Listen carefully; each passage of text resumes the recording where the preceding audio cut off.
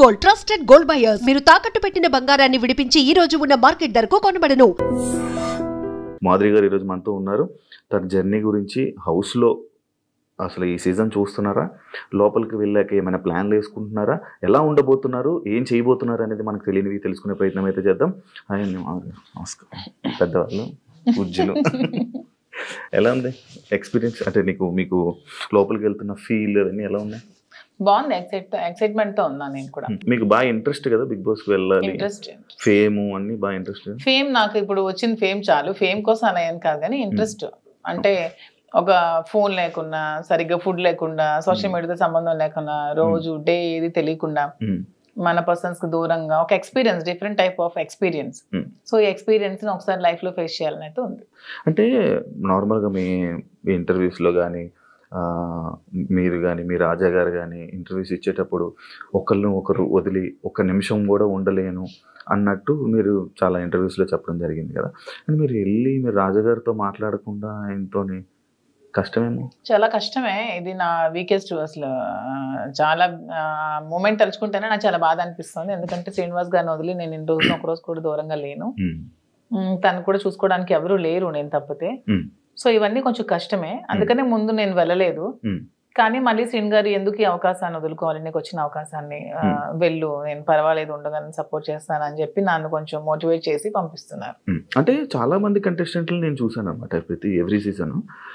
లోపల అంటే బయట బాగానే స్ట్రాంగ్గా ఉన్నారు అంటారు, లోపలికి వెళ్ళంగానే ఎమోషనల్గా డౌన్ అయిపోయి అయ్యో మన రాజా గారిని మిస్ అయిపోతున్నాను అని చెప్పడం కానీ, లేకపోతే మా పేరెంట్స్ని మిస్ అయిపోతున్నాను, నాకు కావాల్సిన వాళ్ళు మిస్ అయిపోతున్నాను అని చెప్పి ఎమోషన్ అవ్వడం జరుగుతూ ఉంటుంది. అది కొన్నిసార్లు సింపతి అని చెప్పి కూడా బయట పోర్ట్రే అవుతుంటుంది. లైక్ అలా మీరేమైనా మిస్ అయ్యి దీని గురించి ఎమోషనల్గా ఏడవడం అలాంటివి ఏమైనా జరుగుతాయా? అలా ఏం లేదు. సింపతి, ఎమోషన్ అంటే ఏదైనా ఒక మూమెంట్లో మనం గుర్తొస్తే బాధపడవచ్చు, కానీ ఆ మూమెంట్ వల్ల గేమ్ డిస్టర్బ్ చేసుకొని ఆ మూమెంట్ వల్ల మనం వెళ్ళిన మోటివ్ మర్చిపోతే వెళ్ళడం కూడా వేస్ట్. బ్యాలెన్స్ చేసుకోవాలి, ఎమోషన్ ని బ్యాలెన్స్ చేసుకుంటూ గేమ్ ఆడాలి. అదే కదా మరి రియాలిటీ షో బిగ్ బాస్. ఇక్కడ మీతో మాట్లాడుతుంది చాలా స్ట్రాంగ్గా, వెల్ ప్రిపేర్డ్గా, లైక్ ఇలా ఉండాలి అన్నట్టు ఉన్నది. మీతో ఏమి ప్లాన్ చేసుకున్నారా? అది ఏం ప్లాన్ చేసుకోవాలి పోనీ మీరు చెప్పండి. మీరు ఒక బిగ్ బాస్ కంటెస్టెంట్ కదా, ఏం ప్లాన్ చేయాలి? మీకు బేసిక్ గా ఆ ప్లానింగ్స్ ఏమి ఉంటాయి నాకు తెలియదు. అంటే రియాలిటీ షోలో రియలిస్టిక్ గా ఉండాలని నేను అనుకుంటున్నాను. ప్లానింగ్స్ ఏమైనా ఉంటే టిప్స్ చెప్పండి. టిప్స్ చెప్పడం కదా, అంటే స్టార్టింగ్ వెళ్ళే కంటెస్టెంట్లకి వాళ్ళకి ఏం తెలియదు, ఎవరు వస్తున్నారు ఏంటి, వాళ్ళ క్యారెక్టర్ ఏంటి, వాళ్ళు ఎలా బిహేవ్ చేయబోతున్నారు ఏంటి అనేది మనకు ఒక ఐడియా ఉండదు. కాకపోతే వైల్డ్ కార్డ్ వాళ్ళకి ఒక ప్లస్ పాయింట్ ఉన్నది. అంటే ఏ కంటెస్టెంట్ ఎలా ఆడబోతున్నాడు, ఏ కంటెస్టెంట్ ఎలా ఆలోచించబోతున్నాడు, వాడు ఏం చేయబోతున్నాడు, వాడి స్టెప్స్ ఏంటనేది మనకు ముందే ఒక ఐడియా ఉంటుంది. అంటే మీరు మొత్తం చూసారా ఈ 4 weeks? నేను మొత్తం చూడలేదు, అప్పుడప్పుడు చూస్తున్నాను. వాళ్ళకి ఎలా తెలియదో మాకు కూడా వాళ్ళు ఎలాగో తెలియదు. నాకు వాళ్ళ పేర్లు ఇప్పుడు తెలుసు అంతే, అంతకుమించి నాకు తెలియదు. అందులో మాస్కులతో ఆడినప్పుడు వాళ్ళు ఎప్పుడు ఎలా మారుతారో కూడా ఎవరికి తెలియదు. ఈ రోజు ఇలా ఉండొచ్చు, రేపొద్దున ఇంకొకలా ఉండొచ్చు. ఒక రోజు ఒకలా గేమ్ ప్లాన్ ఉంటుంది వాళ్ళు, ఇంకో రోజు ఇంకోలా ఉంటుంది.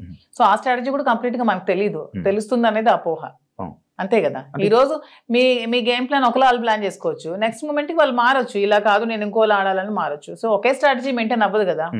అంటే లైక్ మాస్క్లు అని చెప్పి అన్నారు కాబట్టి ఎవరైనా మాస్క్ పెట్టుకుని ఆడుతున్నట్టు అనిపిస్తుంది, అందరూ ఆడుతున్నట్టు అనిపిస్తుంది, ఎవరు జెన్యున్ లేరని అనిపిస్తుంది. మీరు వెళ్ళాక మిమ్మల్ని కూడా మాధురి గారు ఎందుకో మాస్క్ వేసుకొని ఆడుతున్నారు అని అంటే మీరేం? నేను వచ్చాక క్వశ్చన్ చేస్తే ఆన్సర్ నేను చెప్తాను, మీకు అలా అనిపిస్తే. నేను వెళ్ళిన తర్వాత మీకు నేను ఏమైనా మాస్క్ వేసుకున్నట్టు అనిపిస్తే, వచ్చిన తర్వాత మీరు ఇదే క్వశ్చన్ మీకు ఉంటే అప్పుడు ఆన్సర్ చేస్తాను. మిమ్మల్ని ఎప్పుడు ఇంటర్వ్యూల్లో తప్ప బయట మీ గురించి తెలియదు, మీ ఎమోషన్స్ గురించి తెలియదు. ఎలాంటి విషయాల్లో మీరు కోపడుతుంటారు, ఎలాంటి విషయాల్లో మీరు ఎమోషనల్గా డౌన్ అవుతుంటారు? నాకు చాలా విపరీతమైన కోపం వస్తుంది యాక్చువల్గా, చాలా అంటే చాలా కోపం. అసలు ఆ కోపాన్ని ముందు ఎలాగా అంచుకోవడానికి నేను ఒక ప్లాట్ఫామ్ అనుకుంటున్నాను. శ్రీనివాస్ గారు చాలా చెప్తున్నారు, చెప్పి పంపిస్తున్నారు. చాలా కోపం, అక్కడ ఏదైనా ఒక అన్యాయం జరుగుతుంది, అక్కడ తప్పు జరుగుతోంది, అది బాగాలేదు, అలా చేయకూడదు అలా అనే మూమెంట్ నాకు అనిపించినప్పుడు నాకు చాలా అసలు ట్రిగ్గర్ అయిపోతాను, చాలా కోపం వచ్చేస్తుంది. అంటే ఎవరైనా ట్రిగ్గర్ చేసి అది మీ వీక్నెస్ కదా. నేను ఎవరైనా ట్రిగ్గర్ చేస్తే ట్రిగ్గర్ అవ్వను, నాకు అది నచ్చకపోతే ట్రిగ్గర్ అవుతాను.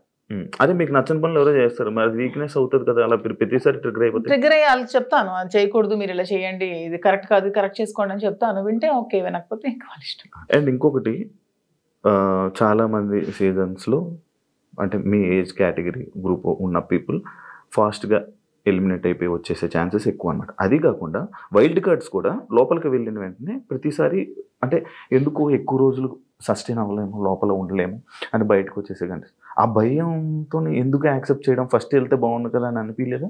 అలా ఏం లేదు, వైల్డ్ గా ఉంటాను కాబట్టి వైల్డ్ కార్డ్ అనుకుంటున్నాను. అది అర్థమవుతుంది వైల్డ్గా ఉంటారని. దాంట్లో ఎందుకు అంటే మీ ఏజ్ మేము గెలవకూడదా, మేము ఆడలేమన్నా మీ ఒపీనియన్, ఎందుకు మమ్మల్ని సపోర్ట్ చేయరా పబ్లిక్ సపోర్ట్ చేస్తారు అంటే నేను ఆ విధంగా అంటే మీరు అన్నారు కదా మీ ఏజ్ వాళ్ళు వచ్చేస్తారు, మీ ఏజ్ వాళ్ళు త్వరగా వెళ్ళినట్టు. అది అనేది జనాలు ఒక ఒపీనియన్, జనాలకి ఒక ఒపీనియన్ అలా ఉండిపోయింది.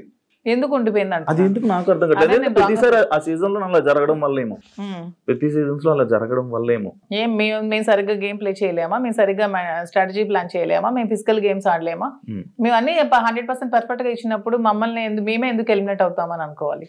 అంటే ఇప్పుడు మీకు అంటే లైక్ ఇంత బిఫోర్ ఇంటర్వ్యూలో చూసాను, నాకేమో డబ్బుకు అంత పెద్ద కరువు ఏం లేదు, నా దగ్గర కావాల్సినంత డబ్బు ఉంది అన్నారు.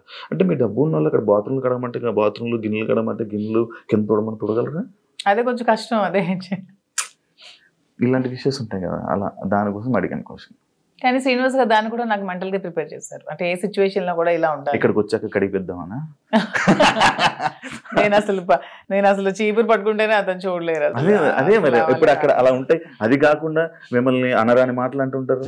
నాకు ఇష్టమైనది, నాకు వంట వచ్చు కదా, నేను వంట చూస్ చేసుకుంటాను, వాళ్ళకి చేయమని. అంటే మీకు నచ్చింది ఎవరు కదా, అది బిగ్ బాస్, అది బిగ్ బాస్ రిక్వెస్ట్ చేసుకుంటాను.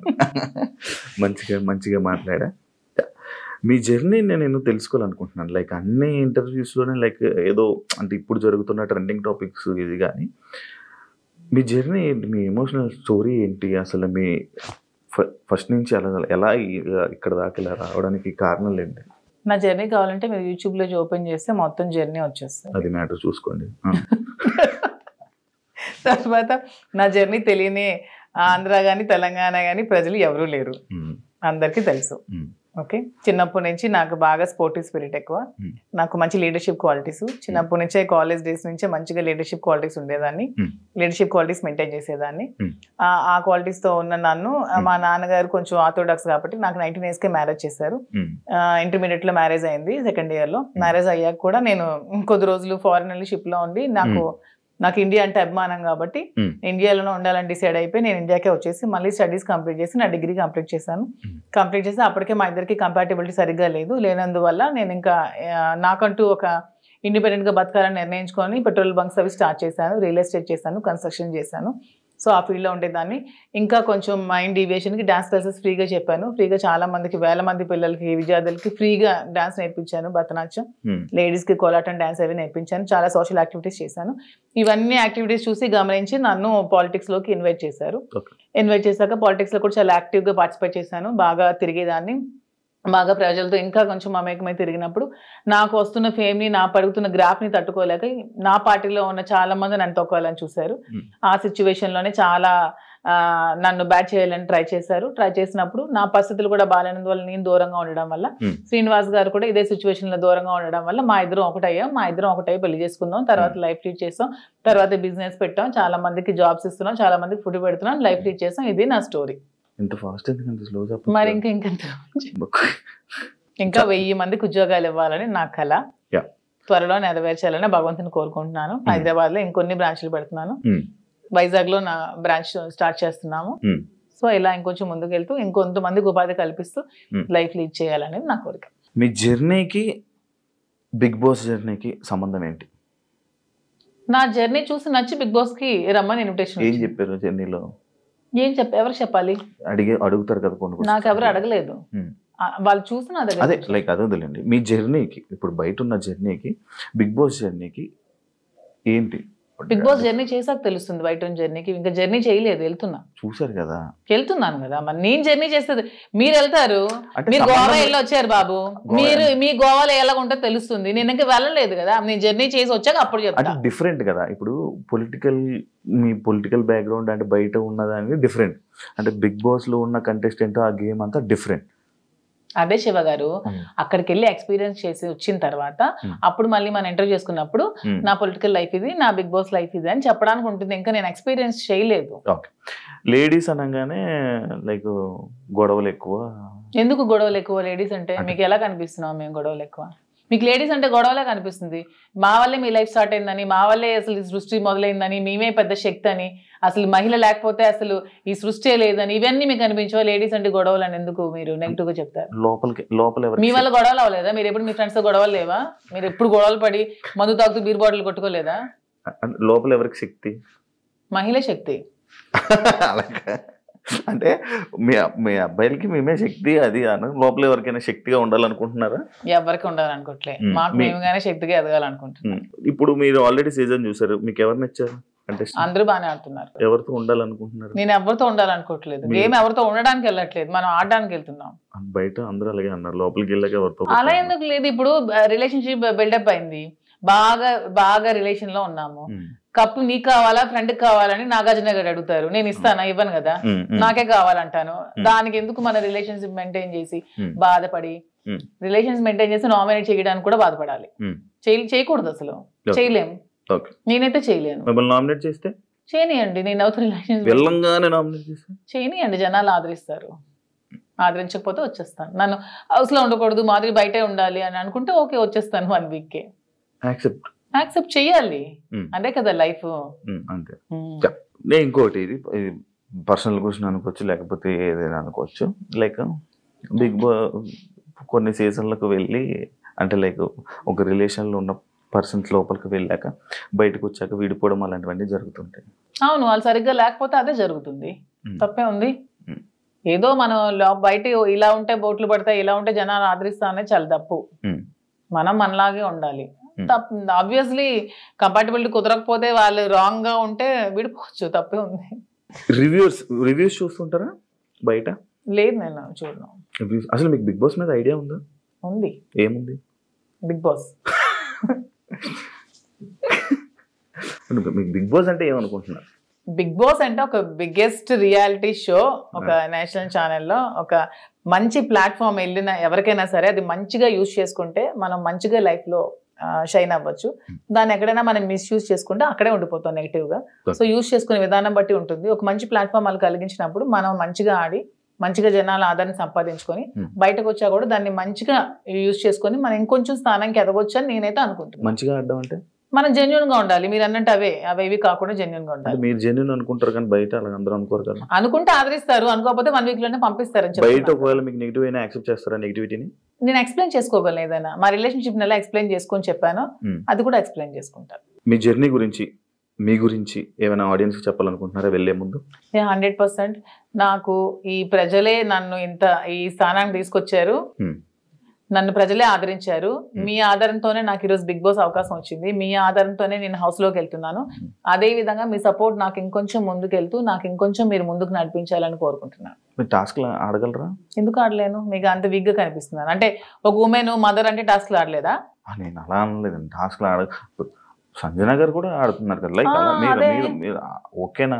ఎప్పుడు ఆడలేదు కదా. లైక్ అలా అసలు లేడీస్ అందరూ కూడా ఆడగలరు, వాళ్ళు అనుకుంటే ఆడగలరు. Okay, thank you so much Madhuri garu. మిమ్మల్ని చూస్తుంటే చాలా స్ట్రాంగ్ అనిపిస్తుంది. లోపల కూడా వెళ్ళి ఇదే స్ట్రాంగ్ గా ఉంటారని, మంచిగా ఆడతారని, ఆడియన్స్ లో మంచి పేరు తెచ్చుకొని ఫైనల్ వరకు వెళ్తారని మనస్ఫూర్తిగా కోరుకుంటున్నాను. Wish you all the best and congratulations. చూసారు కదా, thank you so much. And ఇంకో గెస్ట్ తో మళ్ళీ మీ ముందు కలుస్తాం. అంతవరకు thank you. And for more videos, please subscribe to iDream. Please subscribe to iDream. Please subscribe iDream. And please subscribe to iDream. For more videos, subscribe to iDream. please like, share and subscribe to the channel. Congratulations, iDream. Subscribe to iDream. Subscribe to iDream. So subscribe to iDream Media. iDream team andarki huge congratulations. Please subscribe iDream Media. Please subscribe to iDream. Subscribe iDream. Please subscribe to iDream. iDream అంటే నా కళల channel subscribe చేసుకున్న నోరు తిరుగుతలేదు, మీరైతే గంట గుర్తు కొట్టండి. For more such videos, please subscribe to iDream.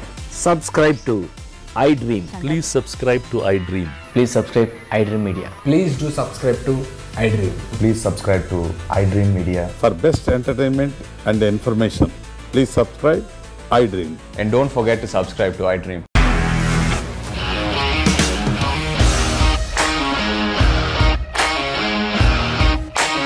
ఇండస్ట్రీలో కమిట్మెంట్ ఇష్యూస్ వస్తే నీకు కూడా వచ్చినట్టు? మార్నింగ్ తీసుకెళ్ళాలంటే కొట్టి పడేస్తారు.